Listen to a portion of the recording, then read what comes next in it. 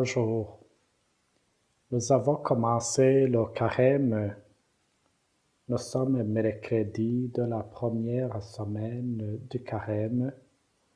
Nous allons méditer l'évangile de Jésus-Christ selon saint Luc, chapitre 11, du verset 29 à 32. Le Seigneur soit avec vous. Évangile de Jésus-Christ selon saint Luc. Gloire à toi, Seigneur. Honneur et gloire à toi, Seigneur. Jésus, source d'amour, toi le chemin de vie, le roi de la paix. Jésus, Jésus, Jésus. En ce temps-là, comme les foules s'amassaient, Jésus se mit à dire: Cette génération est une génération mauvaise. Elle cherche un signe, mais en fait de signe, il ne lui sera donné que le signe de Jonas. Car Jonas a été un signe pour les habitants de Ninive. Il en sera de même avec le Fils de l'homme pour cette génération. Lors du jugement, la reine de Saba se dressera en même temps que les hommes de cette génération et elle le condamnera. En effet, elle est venue des extrémités de la terre pour écouter la sagesse de Salomon, et il y a ici bien plus que Salomon. Lors du jugement, les habitants de Ninive se lèveront en même temps que cette génération et ils la condamneront. En effet, ils se sont convertis en réponse à la proclamation faite par Jonas. Et il y a ici bien plus que Jonas. Acclamons cette parole de Dieu. Honneur et gloire à toi, Seigneur. Jésus, source d'amour, toi le chemin de vie, le roi de la paix. Jésus, Jésus, Jésus.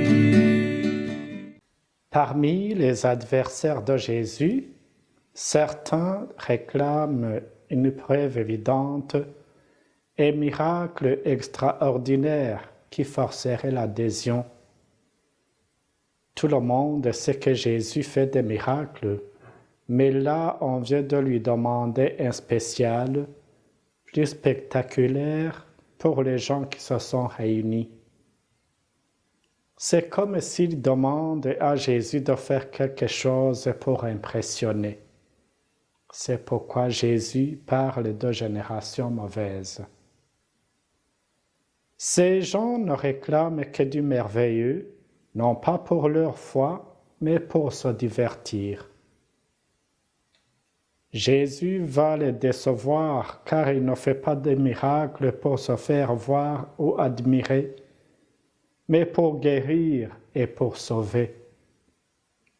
Il ne leur promet que le signe de Jonas, et ce sera plus tard.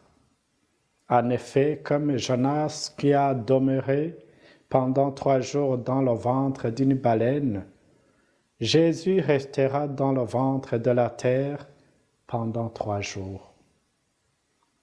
En d'autres mots, ce signe sera sa mort et sa résurrection.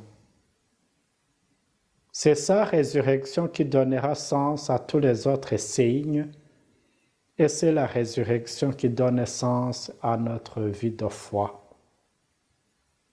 Jésus évoque l'exemple d'étrangers qui, eux, ont su écouter la parole d'un prophète ou d'un roi d'Israël. Il s'agit des habitants de Ninive qui se sont convertis grâce à la parole de Jonas et la reine de Saba qui a fait un très long voyage pour entendre les paroles de sagesse de Salomon, Alors que les Juifs n'ont même pas voulu écouter l'auteur de la sagesse, Jésus, qui est plus grand que Jonas, plus grand que Salomon, qui était au milieu d'eux.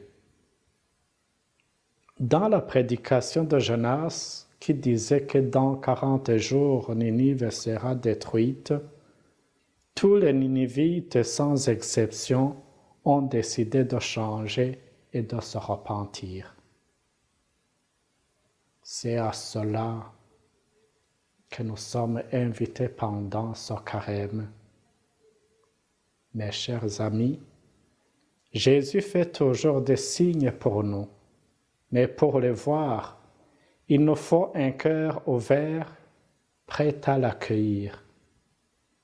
Mais ne perdons pas courage, il n'est pas trop tard pour revenir au Seigneur.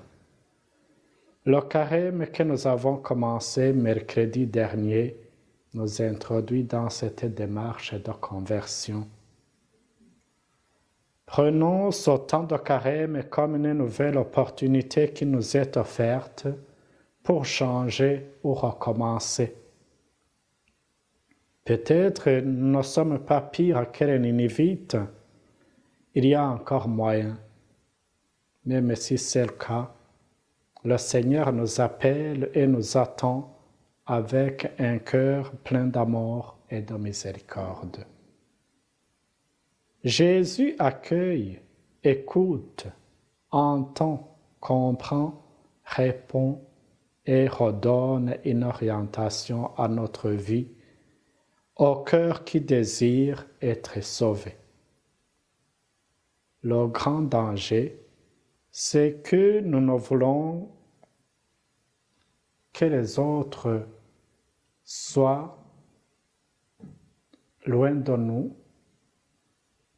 C'est que nous ne voulons que du merveilleux qui ressemble à nous, alors que le carême nous invite non pas à ressembler aux autres, mais à Dieu lui-même.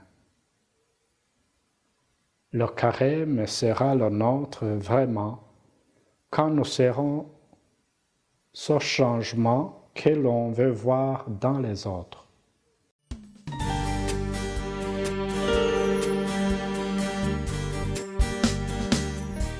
Prions le Seigneur. Donne-nous, Seigneur, un cœur nouveau.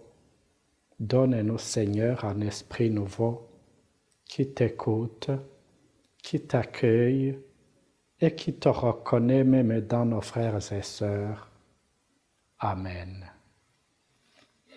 Que le Seigneur vous garde et vous bénisse, le Père, le Fils et le Saint-Esprit. Amen.